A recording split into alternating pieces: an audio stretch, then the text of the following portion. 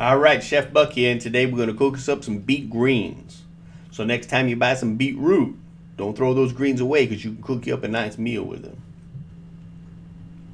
And I like to saute mine up like spinach. So the first thing I do is I separate the green from the stem. That way I can end up with a different cooking time on them, throw them in a pot, one after the other, so I'm not overcooking the greens. I like to tear mine up by hand, give it that country look. I usually cut up the stem in like 1 inch or a ½ inch long pieces. You want to do that according to how big your mouth is or how enthusiastic an eater you are. You're going to end up with something like this.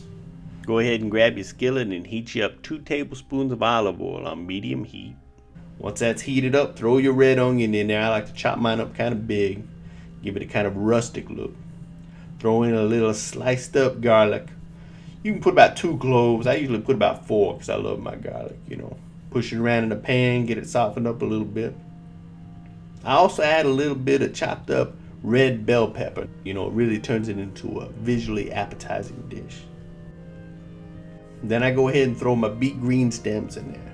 Now these are going to cook up surprisingly fast, So just push them around in there a little bit. It's starting to pink up. If you need to throw a little bit of water in there, go ahead and do that, but don't throw a lot of water in there because you're going to get a lot of moisture out of these beet greens.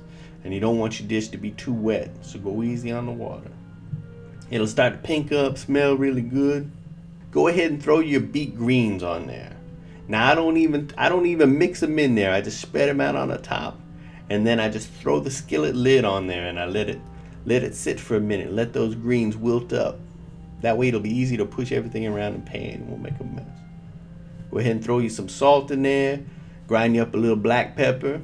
That's pretty much it, just push it around in the pan for a few more minutes. If you want to add a little lemon juice, you can do that. But, once you're ready, just get it off the heat. You don't want to overcook these things, cook away all the nutrition, so just get it off. Makes a great side dish. I make mine the main part of my meal. I usually just serve it with a little bit of quinoa. It's delicious, tasty, perfect thing to serve your significant other.